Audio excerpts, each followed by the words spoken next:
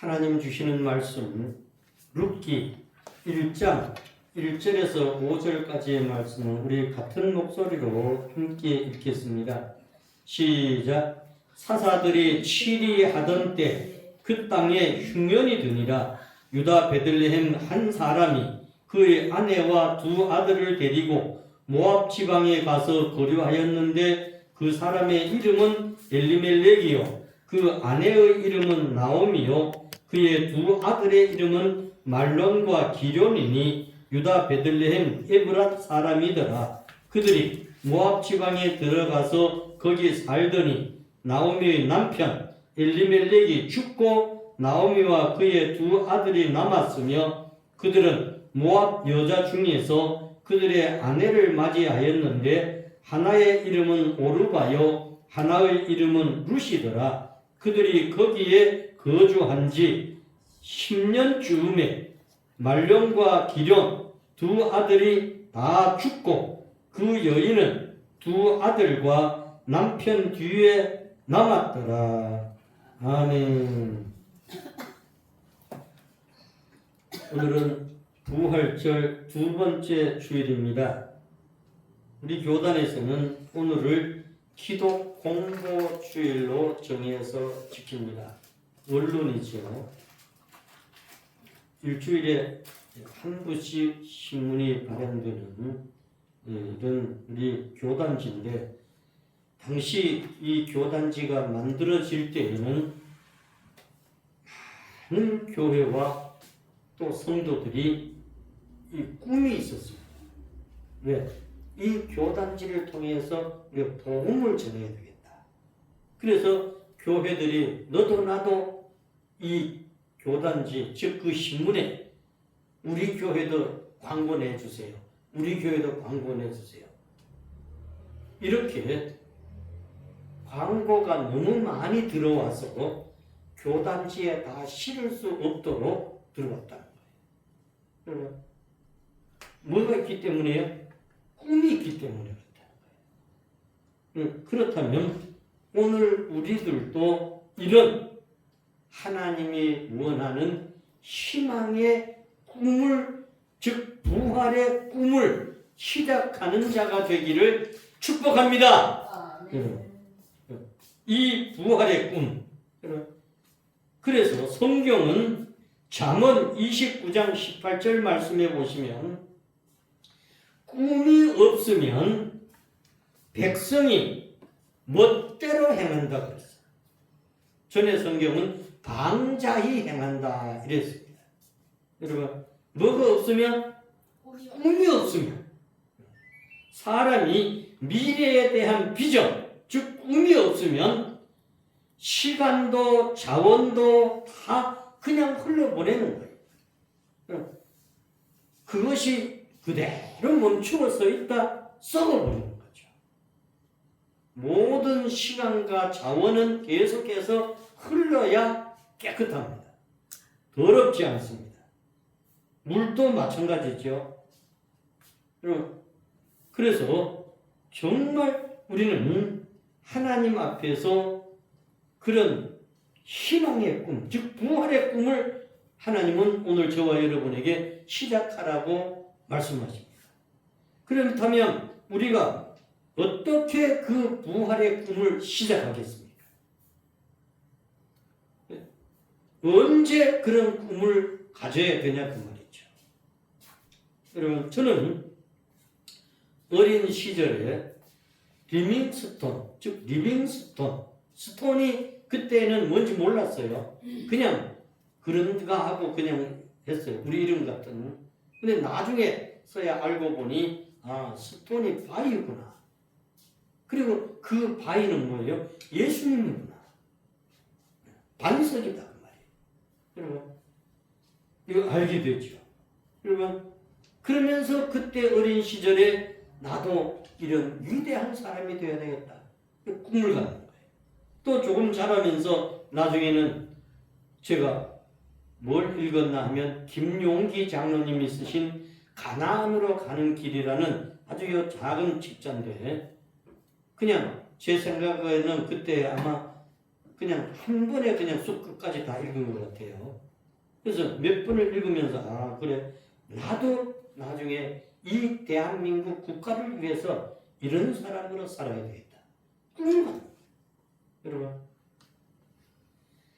꿈이 시작되는 사람은 어떤 고통과 역경 속에서도 이겨낼 힘이 생깁니다. 용기가 생깁니다. 반면에 꿈이 없는 사람은 어떠나요? 아무리 좋은 걸 가지고 있어도 다 그냥 흘러가기 때문에 삶에 어떤 용솟음도 일어나지 않는 거예요. 다른 말로 바꾸면 사는 거라고 사는 거예요. 그러니 그 삶은 지겨운 삶이 되겠죠. 왜 살아야 되는지 모르고 그렇게 몰아가는 삶은 어둠의 세력이죠. 죄의 세력이죠. 그래서 멀쩡하던 사람이 모든 사람들에게 박수받고 존경받던 사람도 어느 날 갑자기 사라져. 여러분 이것은 꿈을 갖지 못하기 때문에 여러분 그러므로 우리 회복교회 성도들은 정말 이런 부활의 꿈을 시작하기를 축복합니다. 여러분 이 꿈을 가져야 됩니다. 비전을 가져야 됩니다. 사람은 하나님을 경험할 때 꿈을 갖습니다. 모든 사람이 하나님을 경험하게 되면 희망의 꿈을 갖습니다. 부활의 꿈을 갖습니다. 강력한 인생이 됩니다. 요셉이 그랬습니다. 모세가 그랬습니다. 사무엘이 그랬습니다. 다니엘이 그렇습니다. 그의 친구들 또한 그랬습니다. 여러분 성경에 보면 거의 위대한 분들은 전부 이런 꿈을 가진 사람들. 여러분 그래서 오늘을 살아가는 저와 여러분들도 이런 꿈을 가지기를 축복합니다. 또 우리의 자녀 손들에게도 마찬가지입니다. 이런 꿈을 갖게 해야 돼요. 제가 어제 원래 순서에는 없었지만 강희성 어린이를 찬양을 위해서 뭘 위해서? 꿈을 갖게 하기 위해서 일부러 근데 아주 잘했다고 오신 분들이 막 박수 쳐주고 그러니까 지는 더 으쓱해졌죠. 예. 왜냐하면 며칠 전에 이야기할 때는 안 하려고 했거든. 이제 5학년이 됐다고 그 전에처럼 안 하려고 거예요. 근데 꿈을 넣어주고 희망을 주고 여러분 요한복음 7장 38절의 말씀에 보시면 나를 믿는 자는 성경의 이름과 같이 그 배에서 생수의 강이 흘러나오리라 했습니다. 여러분 그 배에서 생수의 강이 흘러나온다. 뭐 하는 사람이? 믿는 사람. 여러분 생수는 살리는 거잖아요. 그래서 우리는 어디에서 이런 희망을 가져야 되냐? 어디서 이런 부활의 꿈을 가져야 되냐? 따라합시다. 삶의 위기에서, 절망에서 희망의 꿈을 갖습니다. 부활의 꿈을 갖습니다. 믿습니까? 저는 정말 젊은 시절에 이 죽음의 위기가 왔을 때마다 하나님 이제 영원한 천국으로 저를 데려가십니까? 그렇게 하는데 하나님이 그때마다 아니 또 돌을 보내고 또 돌려보내고 그러면 그런 희망을 보이죠. 그러면 하나님 또 살려주시나? 하나님 마음대로 쓰십시오. 위기에서 이런 꿈을 갖게 됩니다. 정말 내 삶의 위기에서 지금 그 부활의 꿈을 갖는 거예요. 다시 걷는 꿈을 갖고 다시 사는 꿈을 갖고 다시 리더자의 꿈을 갖는 거죠. 여러분 오늘 말씀해 보시면 이 사람들은 지금 영적 무정부 상태에 살아간다고 해도 과언이 아닙니다. 왜? 사람들이 치리하던 때에 1장 1절 시작이 그렇습니다. 하나님이 치리하던 때가 아니고 누가 치리하던 때예요? 사람들이 치리하던 때야. 하나님이 없어. 여러분. 그러니까 완전히 영적으로 무정부 상태야. 여러분, 이때를 역사학자들은 BC 1300년경에서 1050년경이라고 말을 합니다. 그래서 약 한 150년 동안에 이런 일이 있었다는 거죠. 왜? 하나님이 없어. 누가 다스리었어요? 사람이. 그래서 오늘 1절 시작이 사사들이 치리하던 때, 사람이 치리하던 때. 여러분, 이때는 여호수아가 죽은 이후에 사울 왕이 등장하기 전까지의 혼란한 때를 말합니다. 그래서 사사기 마지막 21장 25절 말씀에는 이렇게 말합니다. 그때 이스라엘에 왕이 없으므로 사람이 각기 자기 소견에 좋은 대로, 즉 자기 소견에 옳은 대로 행하더라. 하나님의 말씀에 따라서 이것이 옳은가 판단하는 것이 아니라 지 소견에 오르면 그게 옳은 거야. 지 마음에 그게 들면 그게 맞는 거야. 여러분, 이렇게 살게 됐다는 거죠. 즉 하나님의 통치가 거부됐어요. 영적인 무정부 상태. 여기 옳은 대로 행하더라 이런 말이 원래 써져 있던 단어는, 즉 히브리어로는 하야사르 베에 이나부. 어렵죠? 하야사르 베에 이나부. 즉 바꿔서 말하면 이런 말입니다. 같이 따라해 볼까요? 자기 눈에 올바른 대로, 즉 자기 눈에 올바른 것. 다른 사람들한테 상관없어. 자기 눈에 올바르면 그게 올바른 거야. 그렇게 사는 거야. 여러분, 이것을 오늘날 사람들은 뭐래? 내 자유야. 내 자유야. 남의 자유는 박살나도 지가 자유야. 남의 인권은 무시당해도 지만 괜찮은데. 이게 지금 무정부 상태라는 거죠. 그러므로 이런 시대의 특징은 악순환이 계속 반복되는 거예요. 그렇다면 오늘 우리가 사는 세상을 잘 보십시오. 그래서 사사기 2장 11절에서 19절에 보면 이런 것들을 뭐라고 말씀하시냐? 이스라엘 자손이 여호와의 목전에 악을 행하고 있다 그랬습니다. 그러면서 쭉 내려가서 19절에 보시면 사사가 죽은 후에는 그들이 돌이켜 조상들보다 더 타락하여, 사사가 있을 때는 또 예 이러고 하다가 사사가 죽고 나면 조상들보다도 더 타락했다. 더 죄를 짓고 있다는 거죠. 여러분, 이런 시대에 가장 어두운 시기입니다. 이런 시대는 가장 하나님의 사랑이 없던 시대입니다. 이런 시대에는 가장 헌신하는 사람이 없던 시대입니다. 그러므로 바로 이런 세상이 어두운 시기에 하나님의 사람들은 그 어둠을 뚫고 하나님이 우리에게 강력한 빛을 비춰주셨기 때문에. 어떤 빛을 비췄어요? 부활의 빛을 비추셨어요. 부활의 희망의 빛을 비추셨어요. 저와 여러분이 이 빛을 가지고 이 세상에서 사랑과 헌신의 사람으로 하나님 나라의 꽃을 피워가는 저와 여러분이 되기를 축복합니다. 여러분, 오늘 이 말씀에 보시면요, 기근이 든 곳이 유다 베들레헴이라고 그랬습니다. 여러분, 히브리어로는 이것을 베틀레헴 이렇게 말한다 합니다. 우리 번역에는 유다 베들레헴이다 이랬지만 그들은 베이트레헴, 즉 베이트라는 말은 집이고 레헴이라는 말은 빵이라는 거죠.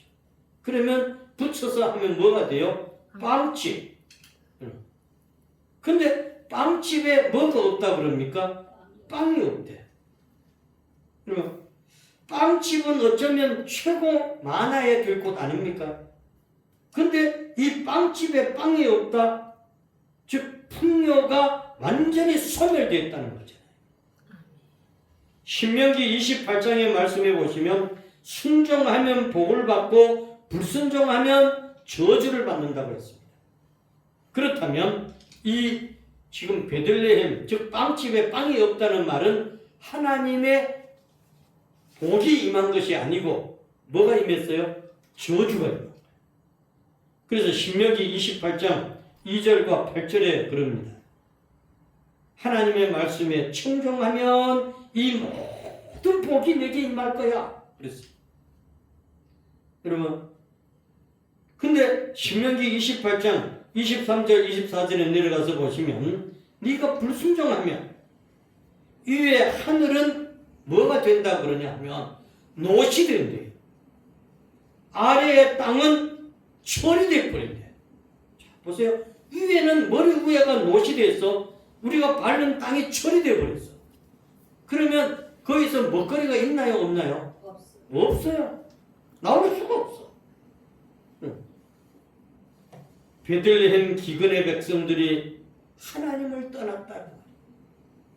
그래서 이는 아모스 8장 11절에 보시면 더 정확하게 말씀합니다. 뭐라고 말씀하시냐?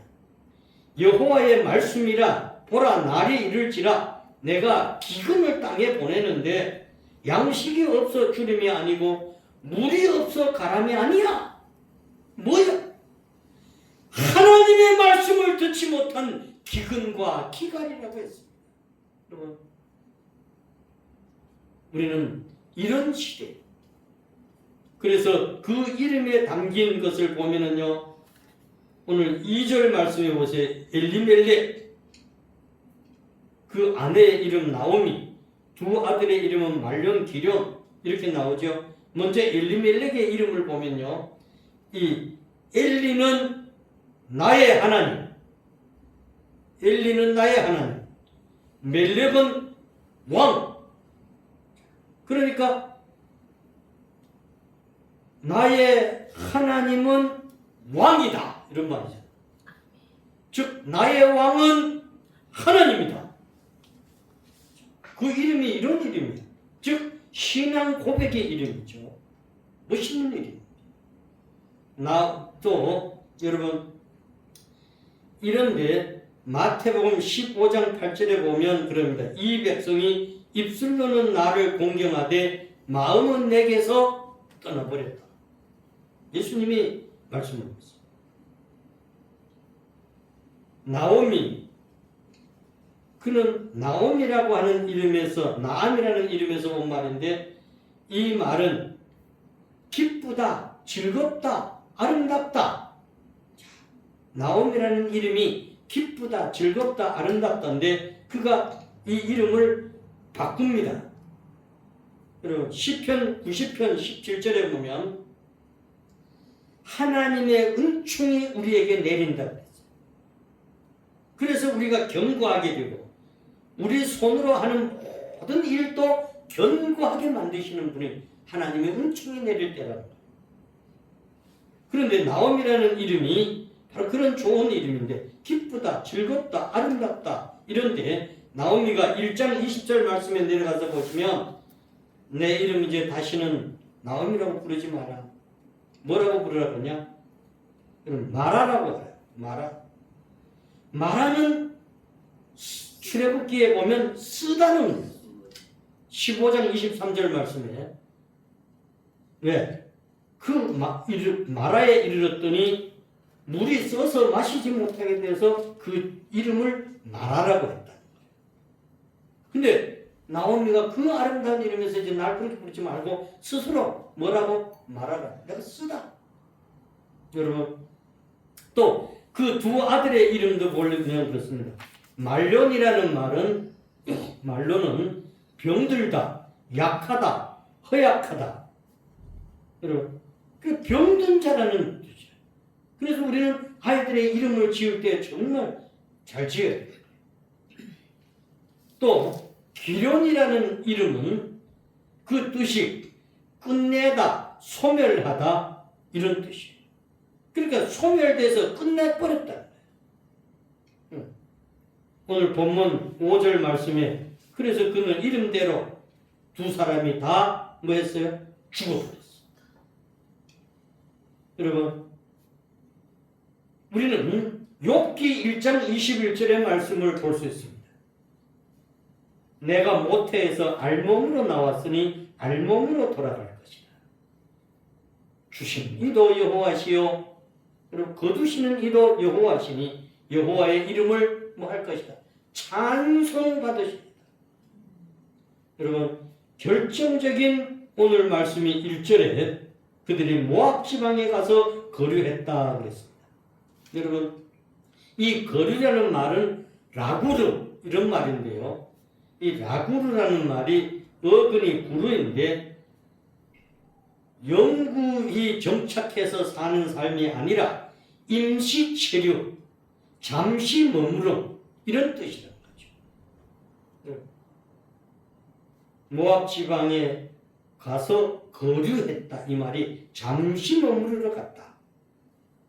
임시로 체류하러 갔다. 이런 말이에요. 그런데 이들이 그 잠시가 어떻게 됐나요? 10년이 돼버렸어요.